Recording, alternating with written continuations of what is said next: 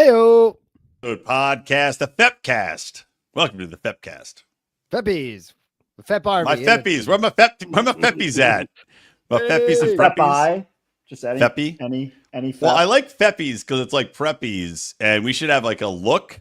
So instead of popping your collar, remember when all the fucking Preppies would pop their collars? They'd have like several different polos at the same time. It'd be like two to three all collars. with pops. yeah, we should do that, but with several boxer shorts or levels of underwear accidentally zipped into your fly. Like that's a good FEPcast. Like, oh, this guy doesn't know how to zip up his pants properly, and also is wearing several pairs of underwear, so the drippage that comes off from not shaking properly isn't apparent on the outside of the pants. And that's our stuff. That's why I always mummify my Move wiener on to the with next toilet one. paper. Wait, what? We haven't even talked this idea through. What you Terrible. enjoy walking around with drops of urine on your I'm pants? immediately out It and searching for a basketball game. Doesn't have much to do with the theme of TV. I mean, maybe a Feppy could be a guy that has multiple TVs in one room as he's watching, sports on one and then the shitty ass show on the other. I think our pre-show banter was way better than this. All right. Let's start it again. Well, you're not even making any effort to make it good. We're going to talk about Epstein, I thought, real quick. They didn't release the list, which sucks. We're waiting here. I'll tell you what, to though. Pep off to this list, and we're getting nothing out of it. They're not going to make any good TV shows out of it because they haven't released the list. I will be opening a beer later with my Epstein plain bottle opener, as you can see. And if you look closely through one of those windows, you can see Bill Clinton getting a massage. The plain bottle opener is very phallic, and I think if you get close to a 14-year-old girl, the wings fold in so you can easily insert it. I believe that is the trick of the Epstein bottle opening. Oh no, I think the Bill Clinton version. Minor jokes. It opens. We're any better here. A minor, like what's his face? That black man from the Super Bowl, not the one that played, but the one that was singing. The guy Kendrick Lamar. Kendrick Lamar. That's who I was thinking of. Kendrick Lamar. And Drake, who apparently is a pedophile. It must be a disappointment, though. If the Epstein list gets released and you're Drake and you've been a pedo all this time, you're like, why wasn't I invited? Well, he'll be like, I've been sitting here draking up in Canada. Drake would be thankful that he took his own plane to the pedo island. That's true. Did you hear Chappelle's joke about the Diddy list? No. Really The funny. freak-offs. Hey, Tommy John's here. I agree. Get a better camera, Rico. DJ. But it's a fucking computer. What am I going to buy stuff for this? Oh, look, it's instantly better. You just had some sort of Barbara Walters Vaseline filter on this camera. I don't think that ain't Vaseline. Yeah. It's dried something. Yeah, That's the Schmegma lens. exactly. Yeah, Chappelle's joke, which will be delivered much funnier than him than by me, was You basically, don't say. how don't you know? How didn't you know? Everyone asks me, how didn't I know? And I'm like, shit, how didn't I know? And then it occurred to me, I'm ugly. Yeah. And then he started talking about the other people who were invited, and it was good. There's truth to that. One thing I was also thinking, like, if you're an unbelievably, rich billionaire pedo and you're flying around in your jet molesting kids, you got to be looking at Epstein's jet, just flaunting it with a whole island of little molesting children running around and just like shaking your head like you're doing this all wrong, buddy. Yeah. The Catholic Church is like, why didn't we think of this? Just needed an island. All we need is the Vatican I. That's what we got to call it, the plane. Far cheaper. Yes. Well, anyway, today we're not going to see the Epstein list, and thus we're not going to see any legal outcome from the Epstein list, but it is Law Week here on the First Episode Podcast, the FEPcast, with me, Brian, with Donnie, and with Rico, who is technically legally adept. So we should hop on in. Thanks for the high words of praise. I Technicality. renewed my California bar license. Hey, the cost went up. It's funny about the California bar license. You got to look at it, or the fee, because they check you in automatically to these additional things like access to justice and all. But they're not mandatory. That's but so scummy. If you're not paying attention, you'll pay it. So you paid the resort fee. Yeah. And you're like, uncheck this. And they're all like $50 for every one of their optional things. You didn't want they don't have enough money, those. The coin of justice. So Rico unchecks access to the justice, access to the judge, so he doesn't actually get to talk to judges during any of his cases. No, it's like the NGOs of the California Bar Association. They're just funneling money to. Oh no, I'm sure, but I like to think of it like you know how the Jews, the real religious Jews, have sex through a hole in the sheet. Like that's how you have to do your cases. Like you have to talk through a little hole in the sheet to the judge. What do you got against the original inventors of the glory hole? Come on. Yes, another thing they stole from the Jews. Yep. The good old glory hole. Yeah. McGee, did you make the glory hole? We can make it better. Just put some toothless people on the other side. That's the original. That's the original way the Jews started getting circumcised. Either a glory hole that was slightly too small, or a toothy beager on the other side. They're like, "Oh, well, this is the look now, everybody. Hey, why don't you guys check out the glory hole? It's wonderful." We're getting too much blood on the sheets. Let's just make it a law. And then you, Chaim, you open a dry cleaner.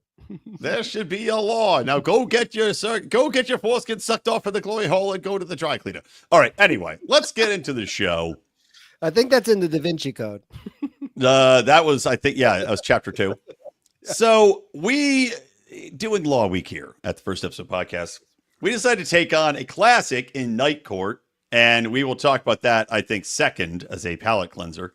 But we decided to do it for the new show, because we do a new show and an old show here. The brand new Suits LA, which is a legal show, and I say that broadly. Yeah. And now Rico can officially be on it because he's got the bar. Oh yeah. Well, they're hiring. Did they have? Was that one of the boxes you unchecked? Like, do you want to be a lawyer on Suits LA? And you're like, no, thank you. They're like, okay, you $50 to be on the show. Yeah. Yes. Terrible. Spoiler, as I'm sure. Terrible show. I hated this show from the first scene. I hated it. I hated the main character from the first scene. Me too. Awful. I thought you were going to say you hated it from the first retarded kid that we saw. But he was the highlight of the highlight of the show. Yeah. Highlight it was of the show. An interesting ad. The retarded ghost, if you will. It's like, well, there was, the kid's like, so the main character is a very condescending alpha male turbo douche that like Rico said, you hate him instantly. Immediately you hate this guy. Yeah, but then they're like, he has daddy issues. But you're like, oh, you think you hate him so much? Because he's threatening a guy that's in the mafia with putting his daughter in jail if he doesn't testify.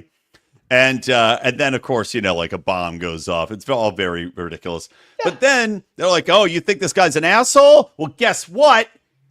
He's got a retarded son. How do you feel now? Where do your allegiances lie now? But it's not really his kid. Yeah. Yeah, it's his brother. It's his brother. Yeah, I didn't. Why would you have that as the opening scene to like, oh, this guy's. I think it's in the law of making shows now. You have to have a retard. The mob informant was like, if I testify, they're going to kill me. And he's like, if you don't, I'm going to put your daughter in jail. They're going to kill her. Yeah, you're like, yeah. Okay. Great. Yo, awesome. How about? Yeah, he goes, you know what happens in those jails. She'll be a lady. They're going to tear her apart with a broom. If I was willing to watch the show again, I wanted to see if he knocked when he went into the informant's house. Because the informant should have just shot him right there. And then like, oh, it's a home intruder. It would have been the greatest 5-minute TV series ever. Yeah. End of show. That would have been closed. That would have been an interesting way to deal with that plot, because I don't think they came back to it, right? The show had 50 plots going on at once, none of which were good. Like it's episode 1 and they're like, I can't wait. No, they do go back Because that's like a flashback. Because they kept referencing what happened in New York. Oh, right, the explosion. Right. Yeah, you're right. That's true. And then he tries to keep the case going in some shady ways, I think. But they haven't got into it yet. And we'll never know. Demise over time. Because we'll never watch the show again. Never watching it again. So, okay, so there's this guy, Ted, and he's the lead. Teddy Douchebag. He runs a law firm, but he's like partners with a guy that looks like J.D. Vance. It's like if J.D. Vance grew his beard out. Like Philip Seymour Hoffman. A little it looks like J.D. Vance and Philip Seymour Hoffman got into a Brundlefly, the Fly movie transport tube and got merged into one human being. In a three-piece suit. And you think he's a good guy. Clearly a good lawyer because he wears a three-piece suit. And he's got a big old bushy beard. So he and this guy are like partners, and there's some other little nerdy McDouche that's a partner. And there's a feisty, very hot black chick who wants to move on up. And if you were wondering if she asked Ted if she would talk to her that way if she was a man in a unbelievably cliche piece of dog shit writing, you would win the prize. The golden ring is yours because that was in here like the first 5 minutes of the. But you have to give them credit because she didn't say, "Would you talk to me like that if I was a white man?" White man. They only went halfway there, so they're like, "We're keeping it cool." She might be mixed. She's pretty light skinned, but she is banging hot. I'll say that for her. She's very, very attractive. At least the TV still does that. They won't put Uggo chicks on. Well, we were into that. There was the girls era, but we grew out of that. Now we're back to hot chicks again. Now they know, we got to put hot chicks on, but in Trump's America, hot chicks are back on TV. You can call the retarded kid in this retarded, and hot chicks are back on TV. That's right, 1 for 1. Best part of the show, the mentally handicapped child.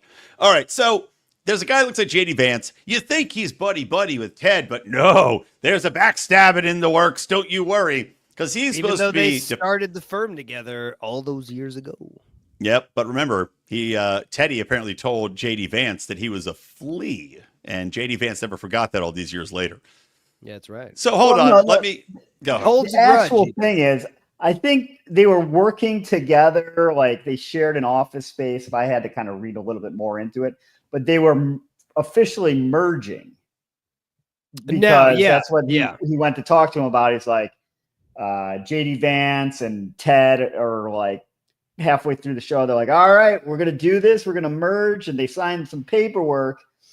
And then Philip Seymour Vance absconds and takes all the clients with him. After taking Ted out for a lovely drunken night of camaraderie.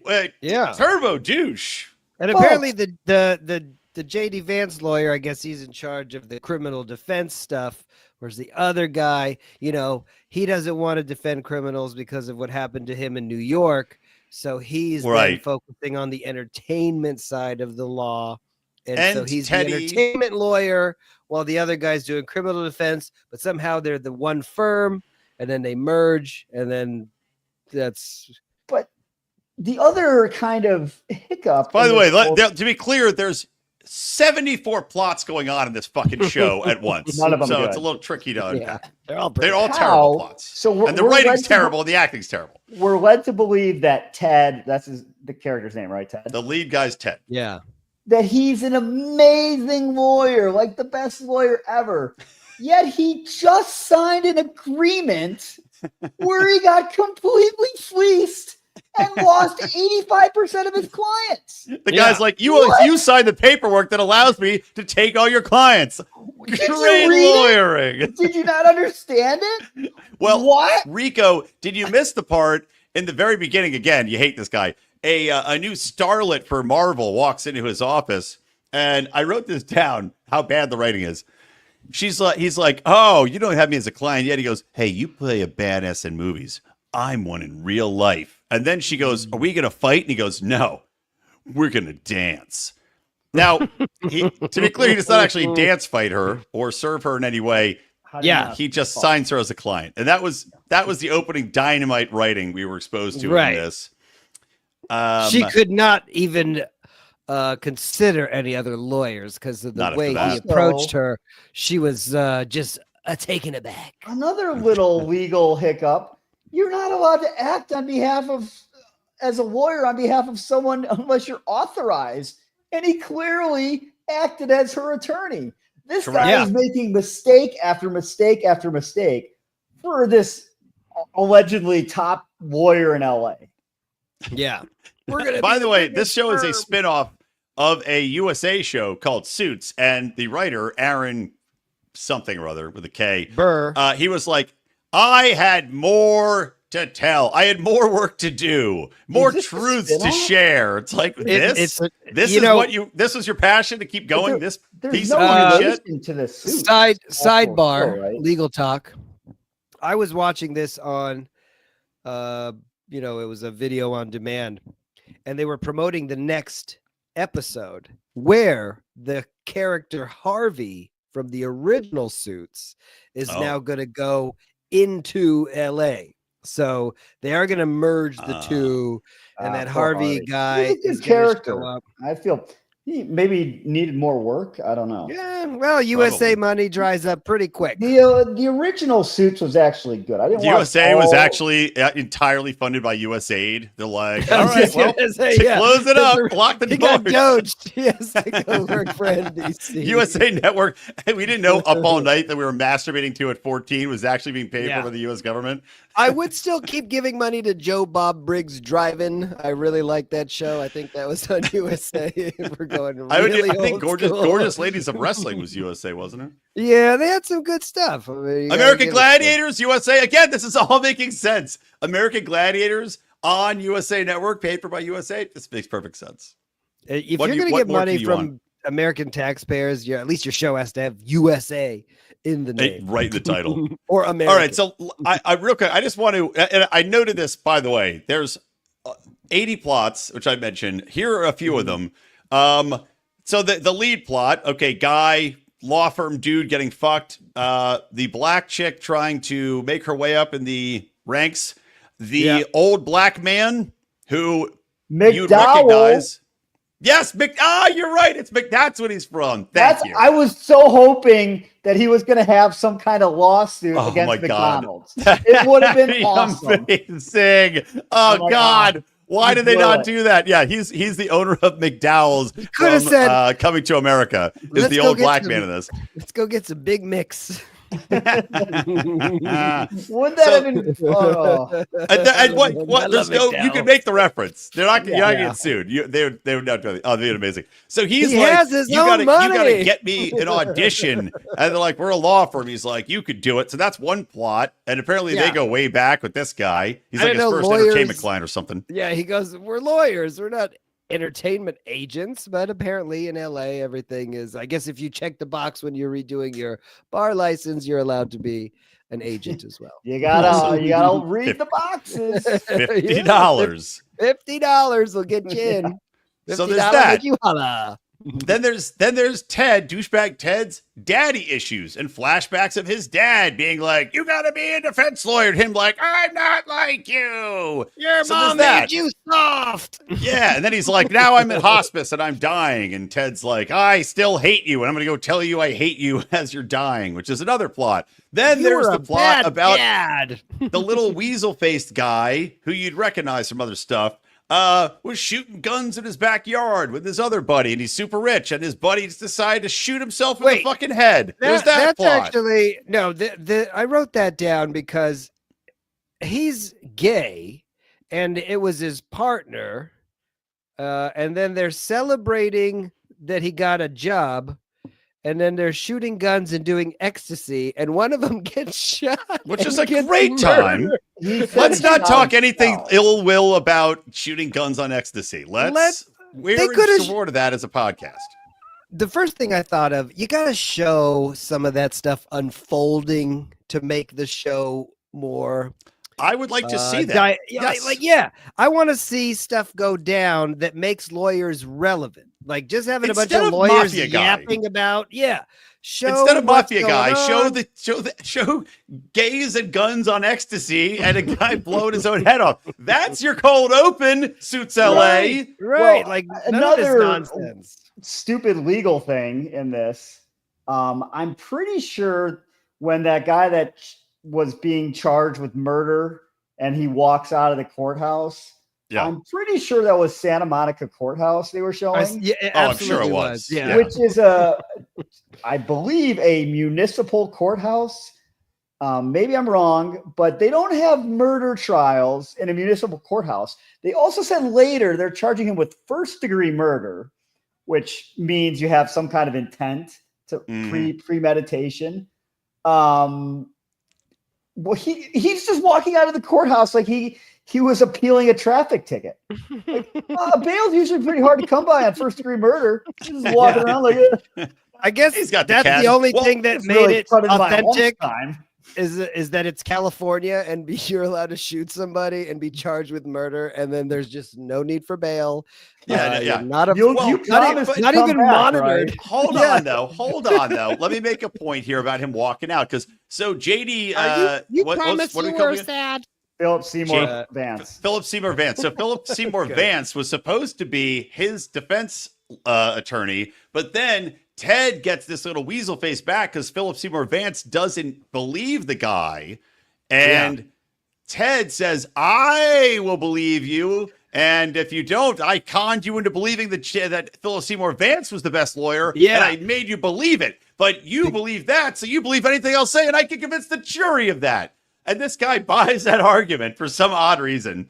But the then, guy's like, I'm just confused. I'm going to go do ecstasy and shoot more people in the face. Well, another funny thing about that is he shows up in the middle of like pleading. Oh, the arraignment.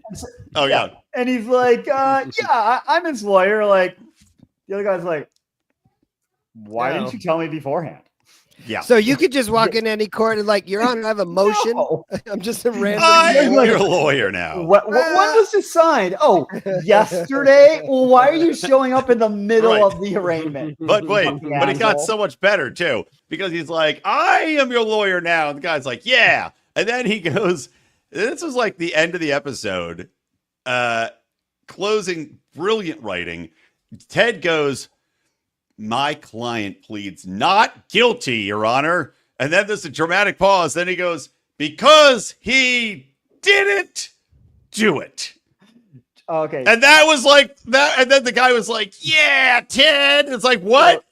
I was watching the show. This is so bad. This is like really, there's so many and good law shows. This is the worst one. Jordan was like playing on his phone, and then he heard that line. He's like, what the fuck? I know. Worst writing I've ever from a teenager. Sandy was like on a business call, and like in the back, she's like, what are you watching? It's so like, terrible. Hold on.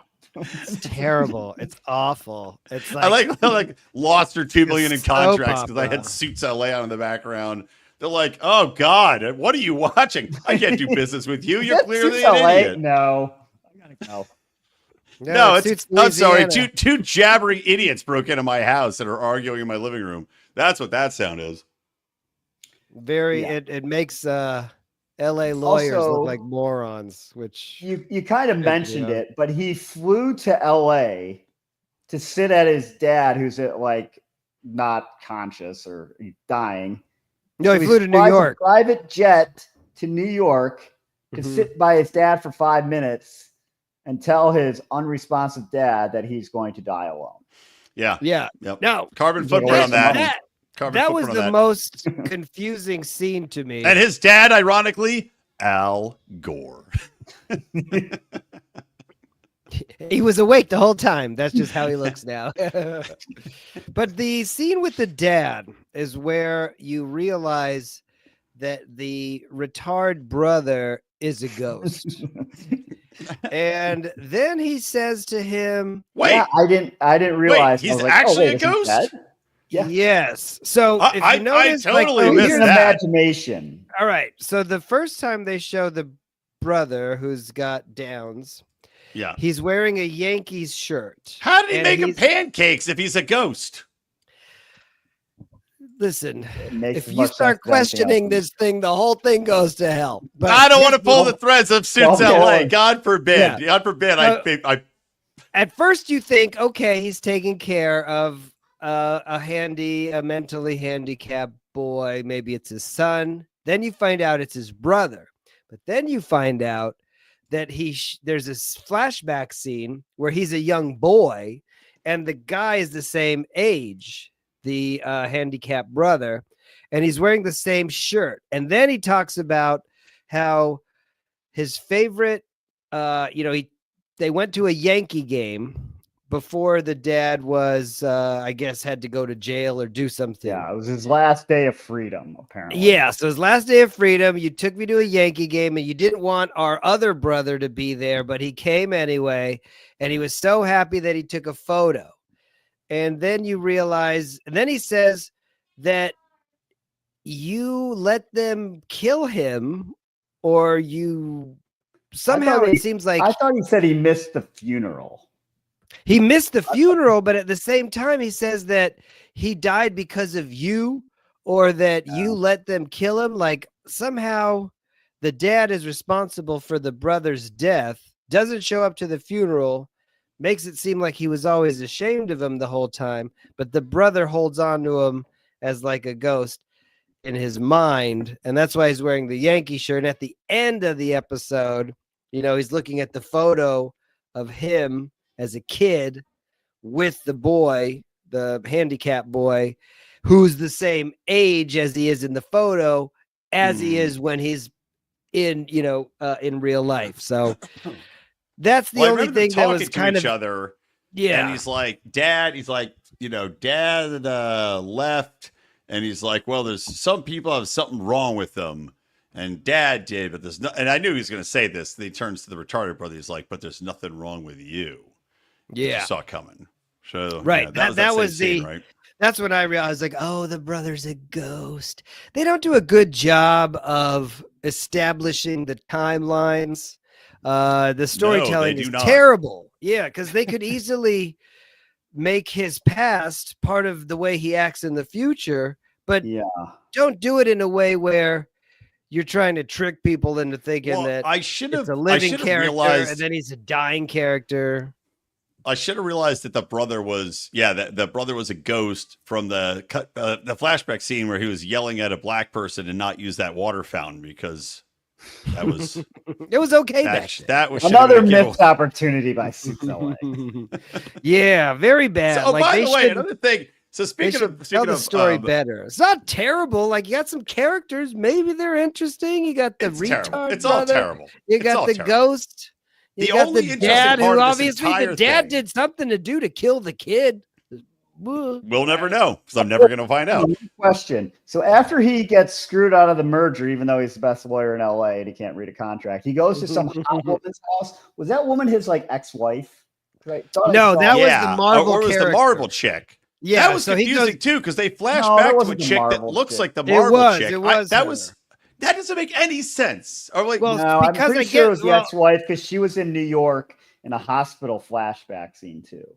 Well, she was the character, so I guess he gets her to sign the contract for those two different clients. Remember when he does like the whole thing?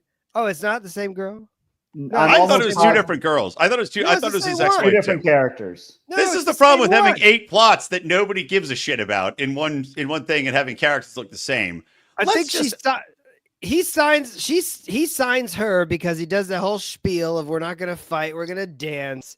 And then the other guy goes, well, she's got 5 other attorneys to visit today. And then I think she signs the deal, but then she reneges, and then he goes to her house and goes, hey, you're my client. And she's like, no, I'm going with the other guy. And he goes, well, I'll see you in court. So that's where, that part makes sense. But she looks so much like the ex-wife. It confused me as well. But I think you're right. I think he's keeping the client. But let's go back to keeping clients. The hot black chick that is like, so she sticks with him, that wants to be the partner. Right. His guy that he trusts leaves and goes with Philip Seymour Vance. But then the only entertaining part of the entire episode for me was that there's an Asian chick in it. And there's also, by the way, Maggie Grace from Lost, the blonde from Lost, who I'll tell a funny story about after this. She's in it as some weird chick that just pops in for no fucking reason I can figure out. And it's like, I don't work for you. I work pro bono. And then he works for free.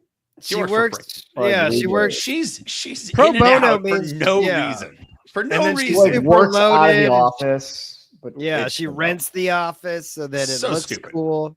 So she's in it. She's another plot point that makes no sense. So anyway, the black chick, she gets this Asian gal who works at the office to backstab Ted in order to show him that she's loyal. So that was another bit of confusion because she double dipped him and screwed over this Asian gal in the meantime. How so that dumb was that Asian girl? You can't make an Asian person that dumb. They're the ultimate connivers. You can't do that. Well, we're just making friends all over. Well, I think they would appreciate that. They like the truth. And they like maybe some of that blonde hair dye she was using seeped into her. He's saying that in the context of the show, to be clear. Enrico also has an Asian girlfriend. So that's conniver there too. I think there's a lot of. There's nothing subliminal. I'm saying. I dumped my Asian girlfriend when I had the chance. Let me tell you. Me too. Look, we've moved on. It's a phase. So all right. So anyway, she's in it. Ridiculous. The show ends with that horrible, stupid line of him taking over in mid hearing and telling him that his client's innocent because he didn't do it, and that's why he's pleading innocent. And the judge's like, "Why are we here?" Yeah. Case closed. Case dismissed. Never heard a plea like that. Oh my god.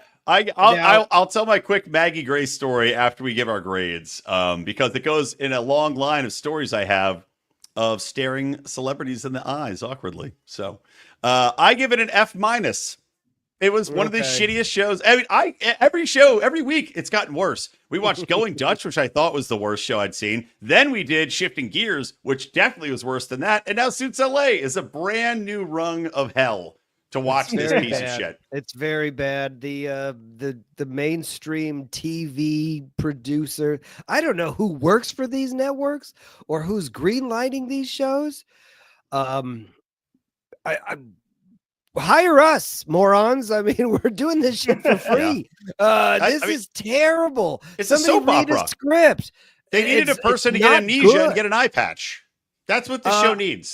It's a soap opera. First advice I would give these idiots that work for NBC is just go hang out at the parking lot at Netflix and just intercept the people that are going into the building, because you're going to get better shows that way, because nothing good comes from these networks. Then you're going to get just race swapped Suits LA.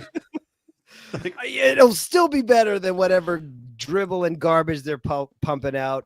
Whoever's in charge of those places has no sense of entertainment. They're just trying to check boxes and come up with something, I guess, to fill a time slot. I mean, come on, they had Seinfeld. How do you go from having Seinfeld to this? They're so bad. I do not know. Yeah, F. I want to say F+, because I want the F to be bigger than the F-. Big F. It's a plus F. That's how bad it is. It's a terrible show. Yeah, I give it an F. It's saved from the F- because there was some reasonably, not reasonably, they were very attractive women, so they kind of broke up the scenes a little bit, thankfully. But in terms of everything else, like legally, it made no sense. Structurally, entertainment wise, it was terrible. So awful. Thank you. I'm happy to never watch it again. Yeah, that it might be the worst show I've ever seen in my entire life. Honestly, until 2 weeks from now when we find another one. That's just going to be I have an interesting one. All right. That's what I like to hear. All right. Let's move on to Night Court, the original Night Court with Harry Anderson, who was a comedian magician who I did see live and I believe got to meet as a youth, if I recall. I also got to meet the guy from Police Academy who goes... Whoop, whoop, whoop. Got to meet him in person. Oh, yeah. I used to know his name. Michael Winslow? Yeah, I think that's right. I think it's Michael Winslow. Oh, wait, I forgot my Maggie Grace story. So as you know, I have met Rob McElhaney at Gold's Gym. That was not as awkward of an encounter. I have stared down while doing sit-ups with Dennis from Always Sunny very awkwardly. Do you think they talked about you? A lot of Always Sunny interactions. Oh, I'm sure.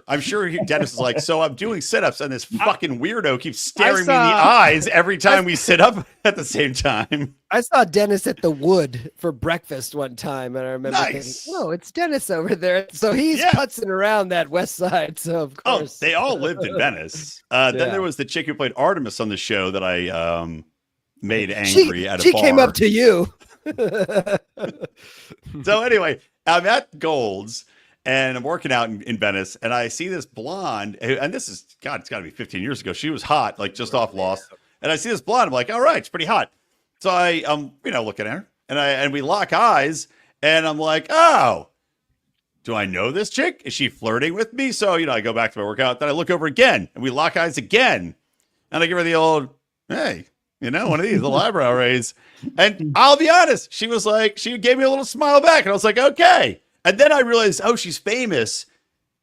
So she probably just thinks that I'm like, fanboy. Yeah, recognize her. And here's the question, though. Is that the case? Or should I have gone up and like, what's up, baby cakes? Obviously, she wanted you because we all know well, every girl in the world wants Brian McWilliams. This is young Brian McWilliams. This is prime six-pack Brian McWilliams. Maggie Grace is a girl. Who was her boyfriend during or after she met you? Because if he looked like you, I'd say you had a shot.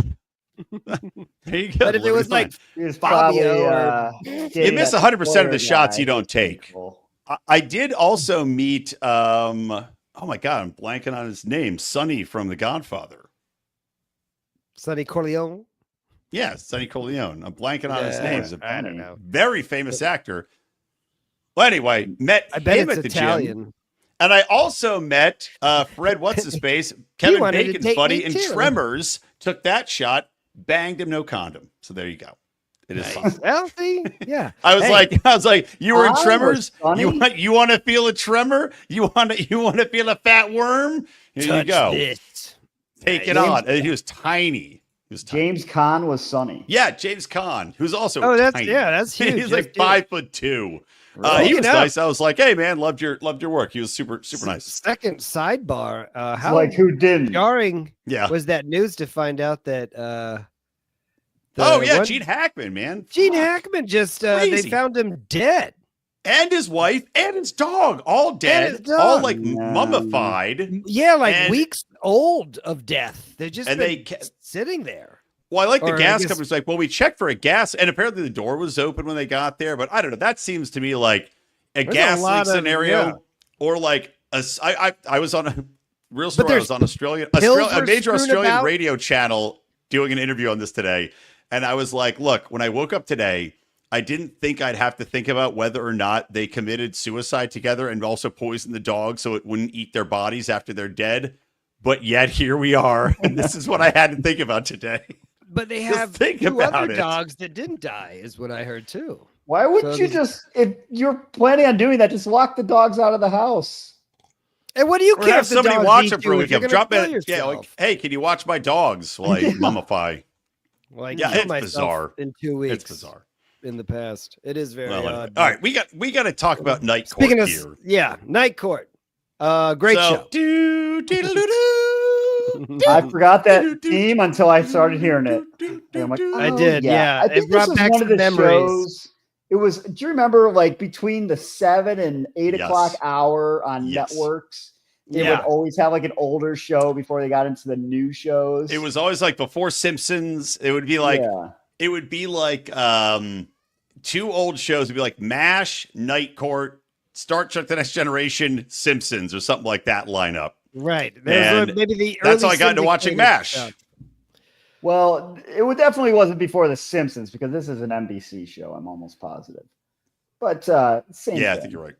Yeah. But yeah, it was. So that's how I saw it because it was definitely a little bit before my time. I think it probably ran for 4 or 5 seasons. And it started. Did it make you want to become a lawyer?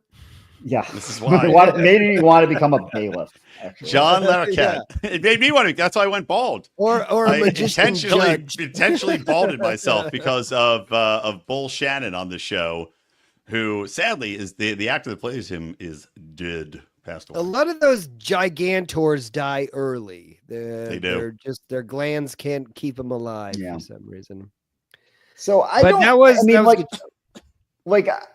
said, I remember watching this on occasion. I definitely didn't watch it all the time. And I don't remember like loving the show when I was a little kid, but watching it back now, I probably just didn't get most of the humor. Absolutely. Right. There starts off though. I loved this show when I was younger, and watching this pilot, I was like, holy shit, how did this make it to a second episode? Because this is like sappy dog shit. I thought it was. You didn't like it? No, I did not like it. I thought it was hilarious from the first. You're insane. This is crazy. I thought I'm shocked watching the people have sex is hilarious. That was the highlight of the episode. Yeah, it starts with the guy painting, watching the people bang, and I like that Harry, the judge, comes in and also wants to watch the people bang. But it was so cheesy with him like doing magic tricks because he's known for being a comic magician. Is where they his Harry Anderson. So him doing like that magic tricks. Firing a gun filled with snakes that pop out. It's like prop comedy. I'm not talking about that. Like there were some good jokes in it. Like the one where he goes, "I'll stand," and then he goes, and then Harry pretends to sit, then he gets back up, and everybody has to get back up. Like when that painter was watching them have sex. That was good. And she's like, whoever the clerk is like, get out of here. What are you doing? And she said something about, and he goes, I'm watching these two people. Yeah, get ready. Not yet. Yeah. Yeah. Like, or something like that. What if someone was watching you? He goes, we're going to find out. Yeah. Yeah. I told you that was the highlight of the episode. The first 2 minutes were the highlight of the entire episode. That and there were a couple hot prostitutes in the galley. Or the gallery. They had the prostitutes had a couple of funny lines. So let me run through this. So Harry comes in. He's the new judge. John Larroquette, who we were joking has only done night court in his long and illustrious career, with maybe a stop off with a movie. He's one of the main lawyers. Then there's some other lawyer who gets replaced later on by a much hotter blonde chick, who I remember. And also, the lead chick clerk gets replaced by a funnier black dude with a mustache later on. And that's the night court I remember more than anything. All right, I guess that. And also a black bailiff replaces the old white bailiff. Wasn't the bailiff that big bald guy? Well, that's Bull the bailiff, but there was another bailiff that was like a little old blonde lady. She gets replaced by like a sassy black chick who's a lot funnier. She at the end makes a funny joke too about, I had to shoot my husband too. yeah, that was hard. Listen, there were some lines in it, but like just the plot was just cheese balls. Like the whole thing, like Harry, which by the way, talking about breaking legal precedent. There's a guy in the courtroom who's there because he got arrested, and Harry's like, "Oh, hey, whatever, hacksaw." Yeah, and the guy's like, "Oh, how you doing, Harry?" And he's like, "Okay, charge him with misdemeanor, let him go, case dismissed." I'm like, I'm 99% sure you can't do that. Like, I don't care. He's like, let him go. Case closed. With the cards in the hand, he goes, 3-card money. Yeah. Yeah, I'm pretty sure you're not allowed to know one of the people there intimately and obviously in public, and then let him go. The weird thing is like he's sitting in the jury box too, and then all of a sudden, I know. Why were we in the jury box? The legalese on this show, I don't think was quite up to snuff either, because the main trial is a woman was being charged with attempted murder for shooting a shotgun in the air when she found her husband with the prostitute. Yet the husband is at the prosecution's table, so it's like it's a civil case, but she's being charged with attempted murder. And it's in front of hooker's like a witness judge. The hooker's there as a witness. Yeah, I don't know exactly how that made sense. And Judge and Harry, our legal system. Well, it's a very Seinfeld-esque, like, so he said it to be his butler. Like that's kind of, he's like, all right, take him out to dinner and let them work out their problems. And predictably, John Larroquette and the other lawyer come back all torn up and his shirt's missing because this old couple, they can't get along. They hate each other. But then Harry makes them care through a series of coin flips with a coin. Yes. He wants to make the talking out, and he uses a fake coin that only has heads to fool them like he's a crazy man who's going to decide their legal case on the whim of a coin flip. But they realize they really love each other. I'm sorry, it was dumb as shit. He plucks the coin behind the court clerk's ear. He goes, "What's that behind your ear?" So he does several lame magic tricks, and he calls it the coin of justice. And he's I like it. It's where we got Two-Face. Well, yeah, there was a couple funny things I think with the. He's also a district attorney. One, he was like doing the ball in his hand thing, and like, guess which hand? And she guesses the one, and it's no. And she's like, I can see the ball folded up between your fingers. And John Larroquette's like, I don't know what you said exactly. Like, just pretend you didn't see it so we can move on. He's like making fun of it. And then I thought this was really funny because he did two. Like, first one, if it's heads, I'll keep being a judge, blah, blah, blah. I don't remember what the second one was. And then he asks the woman and the husband, he's like, all right, if I'll flip this coin and whatever happens, and the defense 7 years, you go to jail for 7 years. 7 years for attempted murder seems pretty light too. I don't know. But anyway, the defense attorney, who's like this buttoned up character, jumps up like, defense calls heads, Your Honor. Yeah, the defense calls heads. She already saw it. Yeah, that's pretty good. That was funny. Well, I did like when the husband, he's like, do you have anything to say to your wife before I flip the coin? He goes, good luck. He's like 7 years, huh? Now, I like to think about how we got to go back to 1984 in New York. It's probably a really tough, shitty place to live. And so maybe they're trying to make it seem like, it's not the worst city in America where you get stabbed and raped and prostitutes are everywhere. Although they don't make you think that when you see the gallery where there's a hobo with a cigar. I know. Literally looked like a rodeo clown. I loved it. I was like that. And I go, I guess they're trying to make it seem like the night court is essentially just the misfits of the world, and they can just go into the gallery and just hang out at New York courts at night. And Rico, as our in-house counsel, can anybody just go to the courthouse and go into the gallery of any trial and just hang out? Yeah, for the most part, yeah. Well, I know what I'm doing tomorrow. That sounds pretty fun. You have to go through security, and you have to know what time it starts. I think sometimes catch me on my new podcast. Yeah, I mean, you could. Peanut Gallery. They're hardly very interesting. I've had to watch a few back in the law clerk days, and they're quite boring. Yeah, I was saying, like, you was talking about, like, New York used to be full of like prostitutes, and then was it like Giuliani was that who cleaned it up, cleaned up with the prostitutes? Well, it's like we were talking about The Simpsons, and that one of the greatest episodes ever, where the supervillain takes over the town, and they had that video where like a homeless guy turns into a mailbox. Hank Scorpio. And so it's like Giuliani. It's like, they got rid of the prostitutes, but like the video now would be a prostitute turning into like an illegal alien, and you're like, man, downgrade. In New York, the prostitute turns into the judge. Current New York. Or the DA. Or the California's future governor. Or the congressional representative for Brooklyn. Could be. So what else? Anything else about this show, or should we give our grades? I mean, it's pretty short. This is an 84 sitcom, so it's like 18 minutes long. Good stuff. How old do you think John Larroquette was in this show? At least the first season. Knowing for a fact that Sam 35 on Cheers, Ted Danson on Cheers was 35 in that show. He was? Yes. Why do they look so old? I know. But Larroquette's still doing Cliff Clavin was 30. Version. Like Cliff Clavin was like 36 on the show. Cliff Clavin.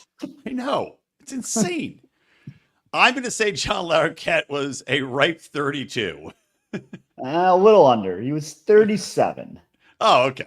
And he had like, the white hair already and the now, is anybody else pretty impressed that he's also starring in the new reboot of it? Because when I was looking for Night Court, I found the new Night Court. Impressed might be he's still on TV. He's still alive. I mean, well, now that I know he was only original 37 in the 80s, yeah, I'm not as impressed. That's 40 years ago. I mean, he's still on TV. That's not bad. That means he's 70. He may have had his own show at one point called the John Larroquette Show. Yeah, they all gave him. Yeah, I doubt that. Magic Johnson had a show too. You know what's annoying? I click movies and shows. You want to watch a Magic Johnson show? He did have it, the John Larroquette Show, 93 to 96. Who was going to watch the John Larroquette Show? How did he go for 3 years? He got 3 years out of it? That's impressive. Insane. Was it a talk show? More than Norm Macdonald. That's disgusting. That's absurd. Absurd. Yeah. Otherwise, other than Night Court, not too much. It's who he was in The Librarians, and also a show called McBride, where he was the star. No idea what it was, but it was a legal show. Yeah, he was in Star Trek 3. Oh, he was in Stripes as well as the douchebag Colonel. Okay, Stripes is a really good movie. So yeah. No one's crapping on Stripes. Oh, he was in a movie called Green Ice, which I have to see now. Let me show you the poster for this bad mammer jammer. Holy shit. Holy shit. Rico, next time you're in town, this is what we're watching. We're going to the ditty called Green Ice. Oh, I see a red face and a chainsaw, or is that just something shooting? It's a laser. They're firing lasers. There's hot air balloon. There's men, instead of coming in parachutes, they're little hot air balloons, and the flames are coming out of their heads. I don't understand how that works. It's up here. Maybe Green Ice is a ruby, and it's like a heist movie or something. I believe so. And it looks like the bad guy in Green Ice, looks exactly like the bad guy in Jewel of the Nile. What with that? What are the odds? I got 2 green gem movies with this swarthy mustachioed man. We'll just swap out the name and make the same movie. Yes. Wouldn't be the first time. They probably did just change the name. Is there a trailer? 5.5. Not that bad. God, I really down on his luck. It is the same guy, Omar Sharif. It's the same fucking guy as Jewel of the Nile. No shaka. Well, I must see it. Put it on your put it on your favorites. All right, done. List. All right, grade Night Court, and then let's figure out what we're doing next show. Night Court for me gets a B. I thought it was funny. Honestly, I liked it. I think it went for 9 seasons, which means it can't be that bad, and the jokes are good. They just keep coming. That's what I like, when they're just writing jokes, and also it was a time where you weren't afraid to offend people. So I imagine the future jokes will probably be pretty good. A little race humor, a little making fun of poor people. They do add some color. Yeah. So, I'll give it a B. It's a shame, but I have to agree. Exact same grade as Donnie again. It's always a shame when people agree with me. Yeah, it's not much to argue about when you have the same score. But it was entertaining. It was quick. Mm-hmm. I wasn't bored for a minute watching it. And enjoyed it. I also watched it second, so it was a nice, like you said, a palate cleanser. Yeah. From the first one, you go, "Oh, this is what a lawyer show should be." Laughs, because that's if anything, our justice system is a joke. I give it a C+. It's still and maybe it's because I have such fond memories of the show that I just was like, "What the shit." But it had jokes, but it was just, there was so much cheese and sappiness in it. I was like, God, man, annoying. So C+ for me for the network TV show, and it's still gonna have the Cosby element. We need to do a fantastic cheesy show, which is what's it called? Perfect Strangers. Okay, with cousin Balke Bartakamis and the Dance of Joy. That is a good one. Back to what you were saying, you remember it one way. I imagine I'd feel the same way if I watched The Simpsons, right? I used to think it was great, and if I watched the first episode now, I'd say, boy, that was a big old stink fest. Well, but all right, Perfect Strangers is the old show. Well, what does Rico want? I mean, we don't have to do that. We could also do. No, that's fine. All right, Perfect Strangers. Is that Perfect Strangers streaming is a great anywhere? One. I'm excited to watch it. Yeah, make sure we can watch it somewhere. Okay, Perfect Strangers. Cousin Larry. Streaming. I used to watch that. I remember it was like on, I think, yeah. Is it part of the TGIF lineup or? You can watch it free on Pluto TV. That's how you know it's good. Yep, with commercials. I used to love that show so much. God, I used to love it. I'm cousin Balki Portacumis. Cousin Larry Appleton. So, all right, we'll do Perfect Strangers. And Rico, you had a suggestion for the new one? I have so this looks terrible because I was, the daytime TV is on in the gym, and Kate Hudson was on the Kelly Clarkson show. I can't hear what they're saying or anything. I'm like, I wonder what she's promoting. And they were showing these clips of this TV show, and it looks awful. She becomes like the owner of the fake LA Lakers. It's called Running Point. I believe that's called the LA Sparks. It's the WNBA team. Or the Defenders, their D-League team. By the way, congrats to Joy Reid's show getting canceled, the WNBA of MSNBC. Yes, America's better off. Yeah, so I don't know if you want to watch that or you guys have. I'm not really married to it or anything. I'm fine with that. I'm fine with doing. What's it on? Netflix. What's it called? It's on the Running Oprah Point. Network. Running Point. Yeah, it's gonna be awful. Clever basketball. Yeah, it looks terrible. At least it's a comedy. I don't know. Well, you know what? I'll give it this. When I watched Ted Lasso, the female lead who runs the team in that is great. Great character. Loved show. It. Yeah, well, it was for 2 seasons out of 3. But I've never seen it. So I'm not going to sell the show short. Let's see. Kate Hudson, another awkward interaction on the red carpet. Not really, but there's a great photo of me on the red carpet with Kate Hudson where I look very stern and angry, and she's behind me. I were you on the red carpet. I used to do PR where I'd do celebrity PR and have to walk these people down the red carpet and be like, "Do you want to talk to my client?" And they'd be like, is your client Kate Hudson? I'm like, no. They're like, then no. And I'm like, okay. And that's why I look so angry. And Kate Hudson behind me looks so scared. This guy's going to rape me. The Nazi's going to get me. And she was right. She thinks all those babies are from the Counting Crows lead singer, but one of them's mine. Well, we've really checked all the boxes this episode. Yeah, we sure have. It's a good show. We have so many female fans. Asian hate, rape, Epstein. What more do you have to say? First episode podcast, FEPcast, everybody. Make sure to hit that subscribe button if you're watching it live. On YouTube, you can't even find our channel. It's so thoroughly buried. We've been canceled. If you write in first episode podcast in quotes, it will not come up. They're like, why? Yeah, they're like, no, thank you. Rumble, you can find us very easily. And of course, you can find us very easily. This is so aggravating. If you go into Apple and or any podcast and type in the first episode podcast, we come right up. So make sure to do that. Subscribe. Thank you for listening. Next week or 2 weeks from now, Running Point, starring Kate Hudson, and of course, the empirically fantastic show, as I remember it, Perfect Strangers, with cousin Larry Appleton and Barky Patakamus. Well done. Well. Any final words?